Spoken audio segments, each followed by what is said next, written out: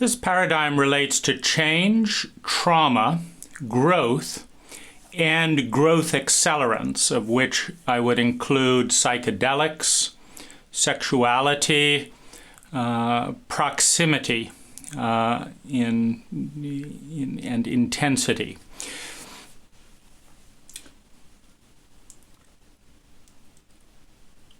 The whole, and the most graceful shape in the universe, is spherical. The sphere takes the least amount of energy to move in any direction of any shape. By distinction, the straight line, the fastest point from A to B, is incredibly difficult to move around, and we have wheels rather than straight lines on our bicycles and cars for that reason. We have spherical shapes for anything where energy conservation is relevant.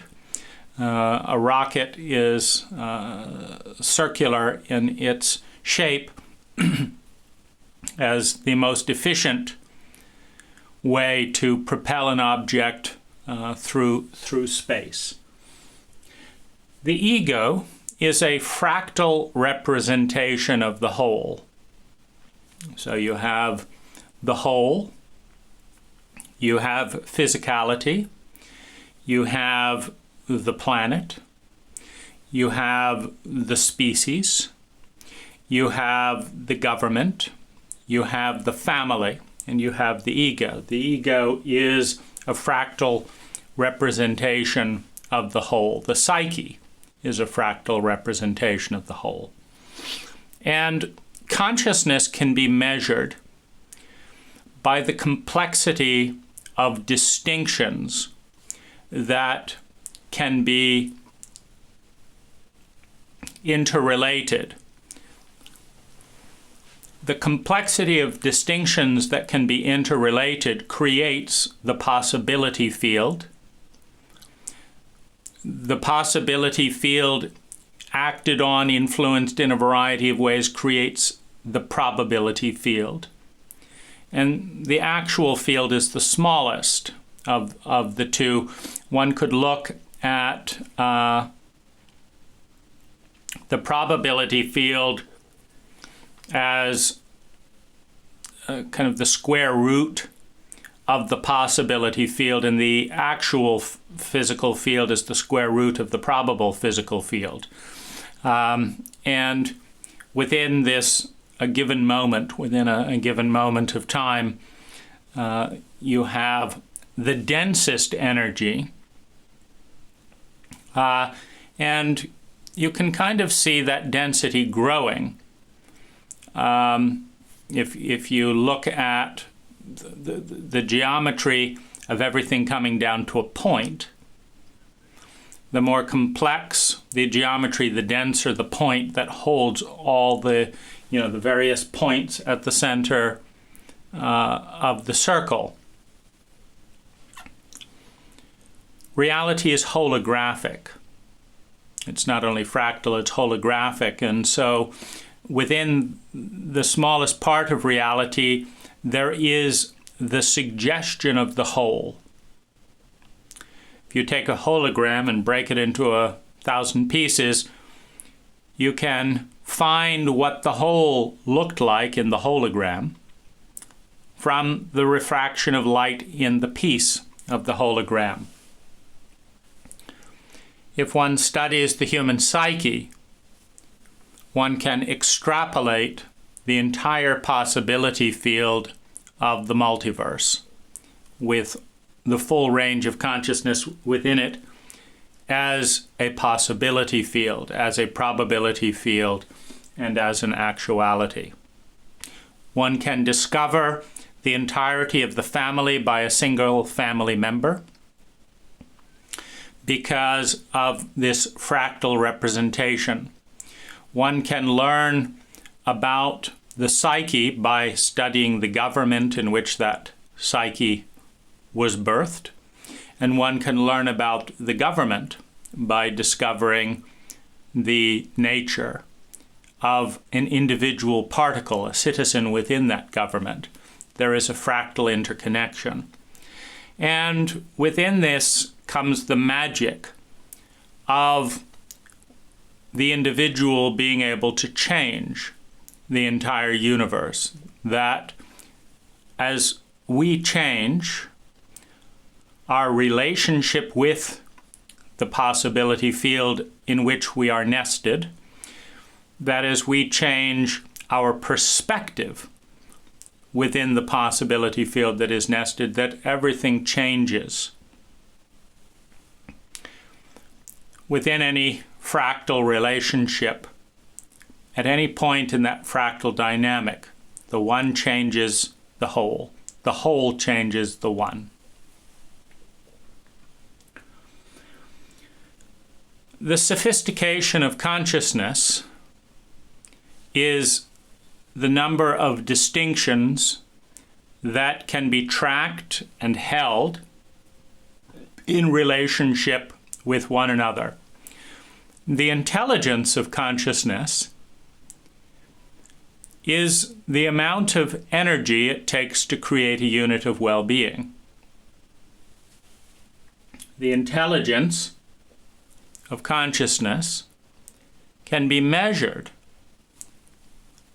through the employment of complex distinctions to create a more graceful transformation from energy into well-being.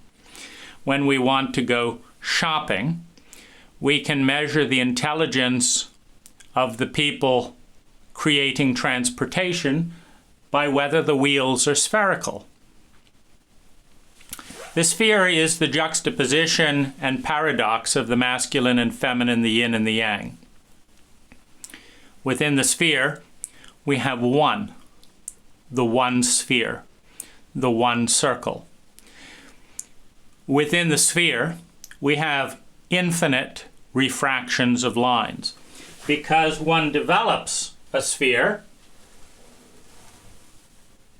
either by one or in mathematical models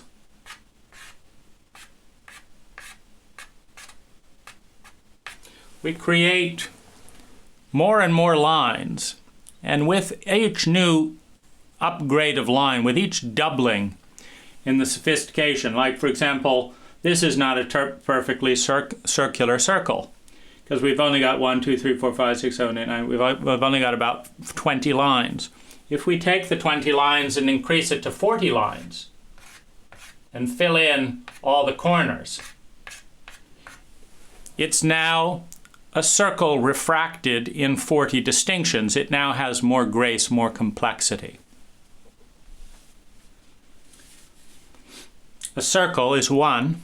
A circle is an infinite refraction of lines. The individual identity, the ego, is refracted at the level of sophistication with which the consciousness, the cult, the species, is operating at, and which the individual is operating at. It starts out with polarity, good and bad. Is this good? Is it bad? That's all I want to know. It's a very simple model. It doesn't take a lot of consciousness development. Just tell me, is it good or bad, and I'll do the good thing. That's it. Of course, that's a very simplistic view of the world. It's very comfortable, very black and white. It's very simplistic. We've got a straight line. It's a very difficult movement. And you say, well, it's good or bad or in between. A little bit more complex, 30% more complex. A triangle will turn. If you put a triangle on your bicycle, will turn more than a straight line will. But it's still a bumpy ride. We say, no, there's good, there's better, there's best, and there's terrible. Okay, we've now got 4 distinctions. And the thing to understand, with the circle being an infinite number of straight lines, an infinite number of dots composing the circle, and that what we're really looking at is the resolution of the circle, the dimensionality of the sphere. When we're understanding that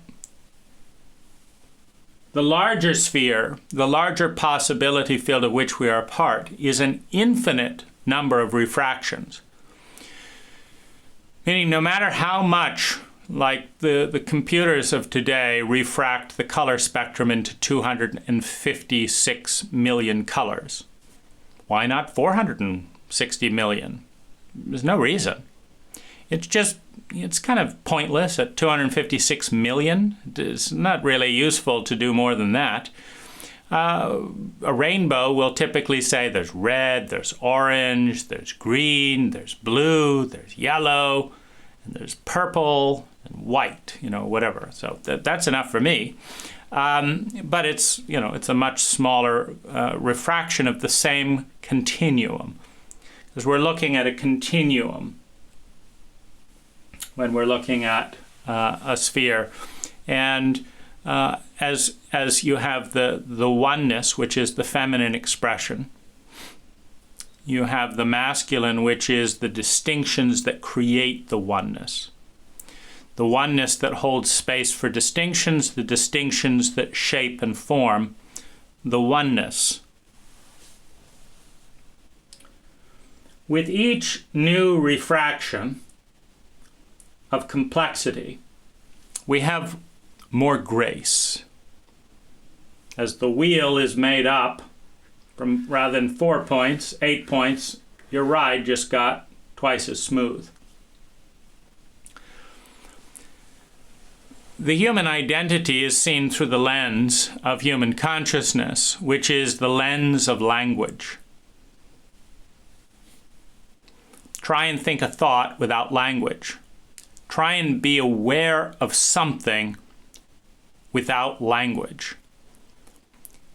And then tell me what you were aware of without language. You see, words are straight lines. They're clusters of meanings.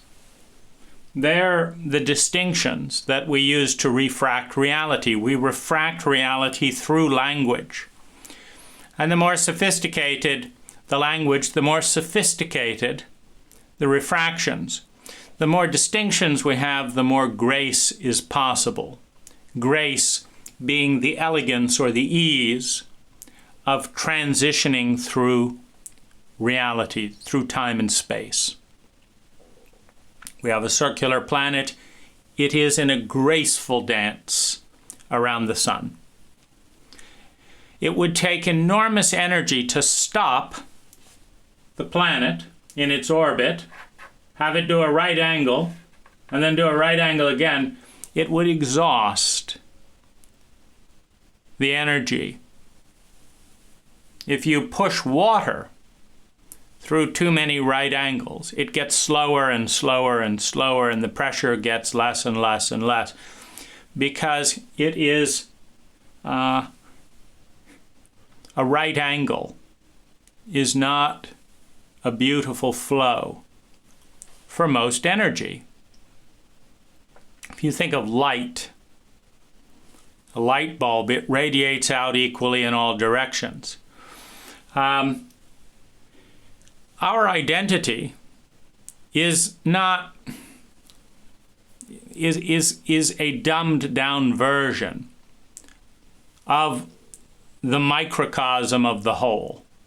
One could say that the human journey is going on a journey from tell me what's good and bad about me, this is good in me, this is bad in me, to show me this, show me this, show me the color, show me the full tapestry, to understanding a more and more complex ecology within the self, And as we do that, we increase our possibility field for mirroring the possibility field that is all around us. Now let's step back for a moment and look at a couple of different phenomena in cult and in psyche. Trauma plus the number. So let's say trauma 5x. So you have one trauma or you have 5 traumas. You have trauma at 1 intensity and you have trauma at 10 intensity. So trauma plus multiple equals the need for certainty. If you've got no trauma, no multiples of trauma, and no intensity of trauma, you have no need for certainty. It's a play, it's a game, you don't need to know, it's filled with wonder. But as you're reaching for the chocolate cake at 2-year-old and you feel a slap, I don't like that. Now you have to figure out, why was I hit? Is it anytime I eat? Is it this? You don't like it, and so you don't want to be traumatized. You don't want to be traumatized, so you need to figure out why you were traumatized. And you need to know so that you can have certainty. The higher the trauma quotient in a cult, the more obsessed with rules that cult is, because those rules are the protection between trauma and safety. The more trauma, the more need for certainty. Growth equals the journey from simplicity to complexity, which equals grace. The simplicity-complexity continuum determines grace. The intelligence continuum is one of efficiency. How efficiently do we transform energy, time, money, and natural resources into human well-being? If you're transporting something, the wheel, the circle, is the most intelligent form to use for motion because it consumes less energy than any other shape, less shape than a tetrahedron, less shape than an octagon, less shape than a less energy than a triangle, and way less energy than a straight line. So we're moving towards complexity, towards grace. Now, we all can grasp the one.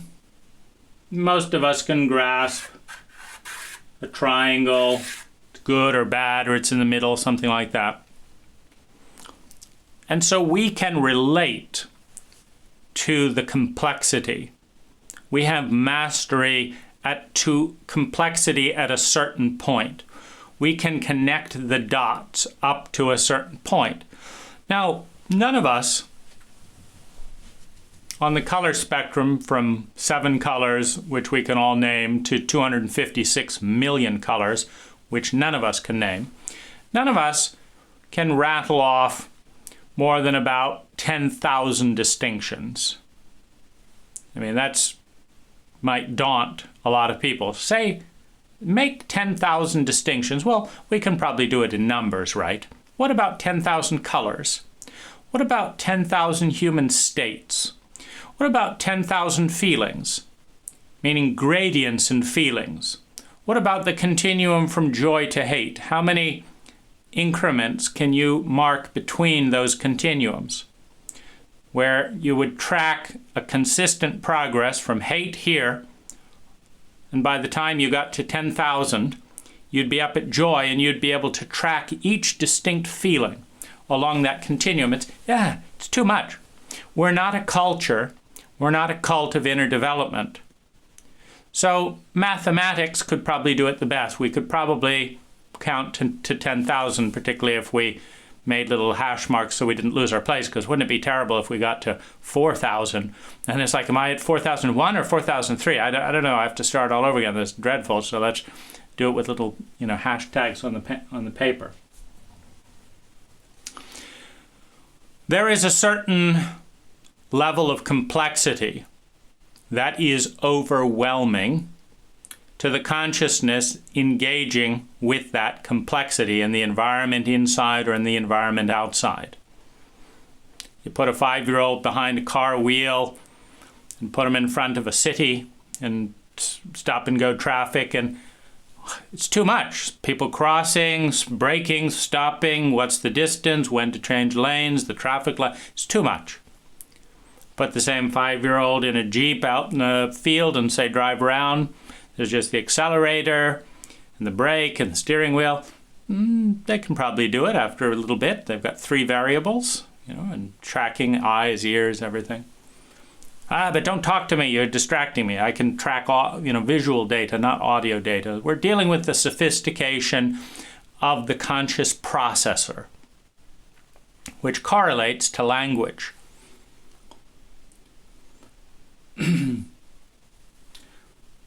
Traumatic expectation equals fight, flight, freeze. When you expect to be traumatized, you enter the reptilian brainstem and you prepare to fight it, to freeze, or to run away, because trauma is an overwhelming state of survival threat which catapults us out of the empathic regions of the brain into the reptilian brain.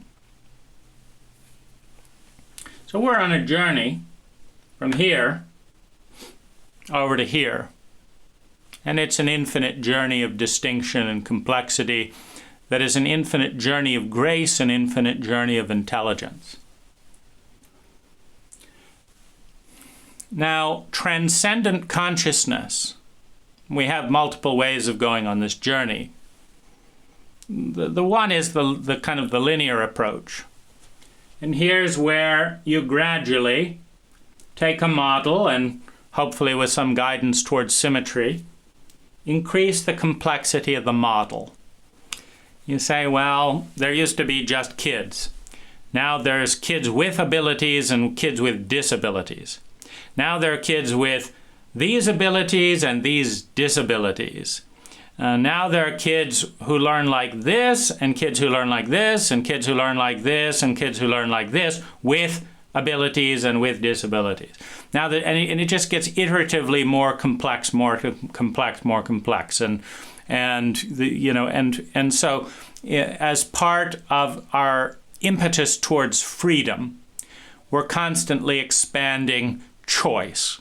Do you want your home screen to be blue or nothing? Oh, you can pick your own screensaver, and you can do this, and you can do this. Do you want it to screen size after 2 minutes or 1 minute? So you go into Photoshop, and you've got this simple image, and you've got more than 1 million different ways to engage with the image. You can make it bigger or smaller. You can have it fuzz into this image and into this image. You can change the light intensity. How much? This lumen, this lumen, this lumen. You can have infinite color spectrums. You can have its line be this angle or this angle. Now you've got the full spectrum of a metaphor of reality, the versatility and dimensionality of reality refracted down to a single image in Photoshop, where you can do anything. You can even animate the image and have it change, and then you decide what speed it animates, and you've got the entire universe of distinction around a single dot. You've contained the paradox. You have total freedom, total responsibility. With total freedom comes total responsibility, because now when you have that amount of power, every nuance, was it laziness? Did you just do nothing? Whatever you did or didn't do, you're responsible for. You took it into Photoshop, you could have done anything with it, and this is what you did. And it's at this lumens and this light and color and transition and this, opacity setting, and then it's this layer is before this layer. It's all you. It's all you. But it can be daunting. I just want to make it bigger. That's all I want. I just want to make it bigger. That's the only thing. I don't want this. Get this out. When limited consciousness is faced with the crisis of choice beyond a complexity that it can process, there's a sense of overwhelm and freezing. Just get it away from me. Someone else, do it. Just do the right thing. I don't want you to ask me which font I want. Get me a professional logo. It's too many. How would I decide? I don't know. And so we're dealing with the sophistication and confidence of consciousness engaging with reality that can be infinitely complex or can just be whatever. Yeah, let's do that one. We're dealing with the level of distinctions. And the challenge with falling in love, the challenge with the psychedelic journey, the challenge with anarchy is this point where consciousness is constantly trying to push out of its prison and its prism. It's trying to refract light in more and more complex ways.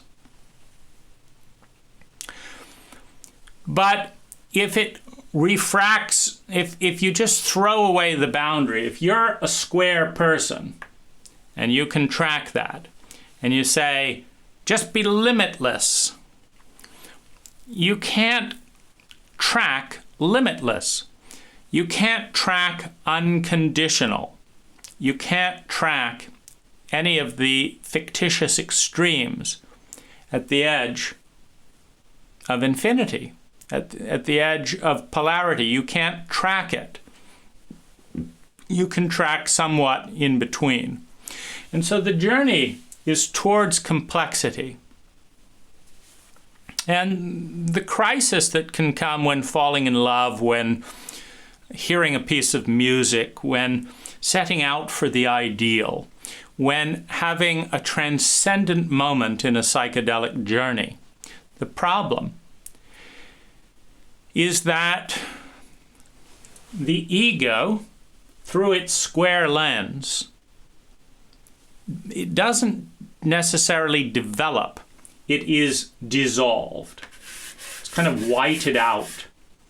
And one is thrust into the totality, the complexity, the alpha and the omega, the om, the circle, the sphere, there's the glance outside of consciousness, outside of the ego's rigid paradigm. The ego is at some point in its development, maybe it has 100 refractions in this area, maybe it has 4. I feel good or I feel bad. I don't want to talk about anything else. I feel good, I feel bad. Well, if you take that person into the infinite color spectrums of their feelings and emotions, they can't begin to name them. They're in a terrain that is boundless because it's so far beyond the distinctions that they've been able to track and measure and relate to. So it feels foreign. It feels overwhelming. And one's put into this terrain and asked to be responsible. What do you want to do? You're asked to respond. And it's, I don't know what to do. I'm madly in love. Should I call? Should I not call? Should I do this? I don't know what to do. And it precipitates when you have the ego consciousness in a domain that is bigger than it can track and navigate. You create a fight, flight, freeze dynamic. You create trauma. In a traumatic culture, being out of control, the opposite of certainty, is terrifying. Now, one comes across the paradox of beauty and awe, of terror and awe, of awe and beauty, of awe and grace and terror and overwhelm. Even in the Old Testament, this kind of speaking of in the presence of God. Now, within a more mathematical framework, we're not looking at God, an old man or something. We're looking at the sound. We're looking at the grace. We're looking at the complexity, at the symmetry of the whole refracted for a moment in the face of consciousness so that we can see the millions of distinctions and understand for a moment without language. And the crisis is for the ego who comes back into language, back into the square. 5-6 hours later, the love-making drugs wear off, the MDMA wears off, the LSD wears off, the DMT, it's gone. And with it the language, with it the capacity to digest and see what is all around us, but obscured within the narrow box that our cult provides us in the form of a paradigm and a value hierarchy and an emphasis. This is particularly difficult for people who are perfectionists. When you understand, it's the equivalent of an incompetent parent who grasps that they don't know what the fuck they're doing, being given this beautiful infant to hold. And they're looking at this, and they're holding it, and within this seed, within this child, is the entire possibility of the species. This child could learn Japanese. This child could learn languages that haven't been invented yet. This child could be a mathematical wizard. This child could be anything. And it's up to me. What am I going to induce and suppress, traumatize and regress out of this possibility field? Understanding that in a traumatized culture, I want certainty, meaning I want my child to be normal, meaning I want my child to fit inside the box. And the wonder and the grace of every parent is those glimpses, those rare glimpses of the totality of the possibility field in the eyes, the presence and the vulnerability, the grace, the symmetry, the beauty of this infant. The wonder and the absolute certainty that nothing in this world, nothing in this cult, nothing in my vocabulary has prepared me to be capable of creating an environment that can develop and release that full potential out into the species. Nothing has prepared the people around me for the awareness of what can be unleashed and let out into the species. That I have this infinite possibility field in my hands and 3 or 4 tools, 3 or 4 languages or words or distinctions or states, 3 or 4 ideas of what to do with it.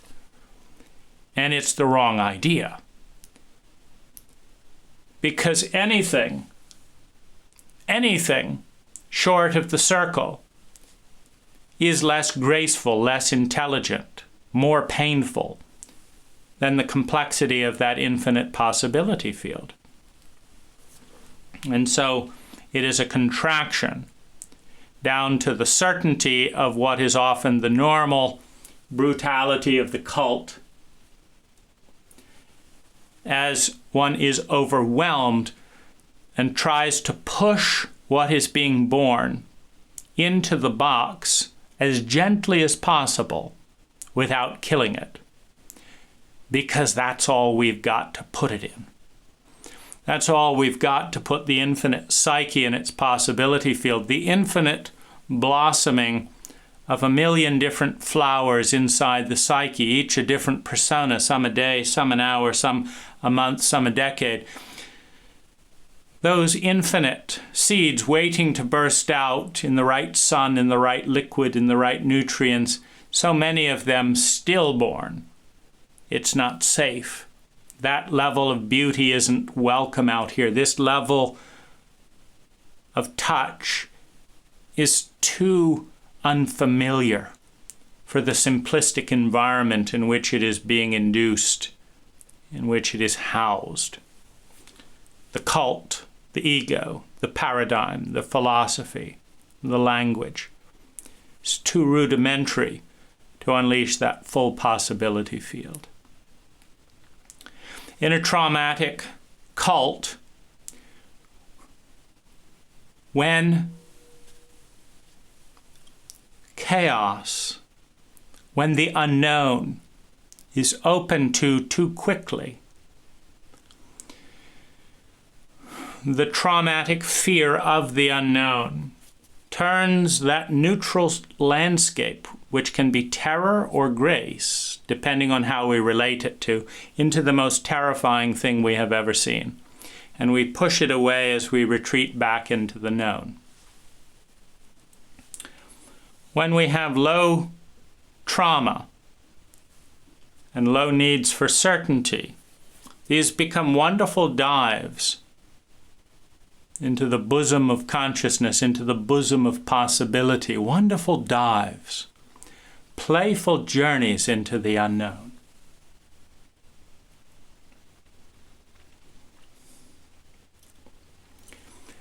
At the point at which chaos, or at the point at which complexity moves beyond the ability of the human consciousness to track, it moves into chaos. The thin line between insanity and genius is the difference between a complexity that we can track and a complexity that overwhelms us. It is a difference in the processor. They're both in the same field. One is bringing more and more nuance and complexity, and with it tracking. The other has lost all distinction in the vastness of psychic terrain and is in chaos. The way we treat our mentally distinct individuals is the way that we treat those parts of ourselves beyond the ability that we have to track them. Because there is a consciousness, there is a mathematical lens that can track every human state in every human moment. But we don't have it. And those people who occupy states that neither they nor we can track, we call insane, we call ill, we call this. In the history of illness, from treating people like animals to sterilizing mentally ill people to, as the Quakers did in England, treating them as human beings and giving them a relaxed, peaceful place out of which 50% of them recovered never to return again, to sedating them with a variety of drugs, creating the phenomena where if you're in a Western country, you have a worse odds of improving schizophrenia than if you are in a poor country like India, because you will be given more psychotic drugs in a Western country and they decrease the odds of survival. Whereas in the poor country, they can't afford to do the right thing, so their people get better with less doses of psychotic drugs. We're dealing with how comfortable we are with engaging with the unknown. And a highly traumatized person is terrified of the unknown because the unknown is the domain out of which all trauma came. That child that was reaching for the chocolate cake didn't see the hit coming the first time it hit. And the shock and the disorientation and the overwhelming force, I never want to feel that way again. How am I going to do that? I'm going to watch constantly. I'm never going to let anyone creep up on me. No one's going to do that. I'm going to stay in this little world where nothing can surprise me because I never want to feel that trauma again. And so there's the retreat to a small domain in which we can be masterful, as opposed to venturing out into the large domains in which we are innocent, in which we are naive by definition, in which we are surfing on waves and dimensions of consciousness and space that are beyond the human brain's capacity to track, or if it is within the human consciousness ability to track, we are a long way from developing the vocabulary and the distinctions capable of tracking them. This also accounts for the snapback around falling in love, the birth of a third energy that is bigger, that is a synergy of both energies, being tumbled into the paradigm of dualistic thinking, of me versus you, of independence. The cult's version of dealing with reality is this synergy of energy falls on its face and dissolves painfully back into a simpler form, and the magic retreats. The psychedelic experience, as we go out there and perhaps are terrified with the question of how can we be perfect and avoid being punished in a domain that we can't understand, with rules that we don't grasp, on dimensions our world says doesn't exist.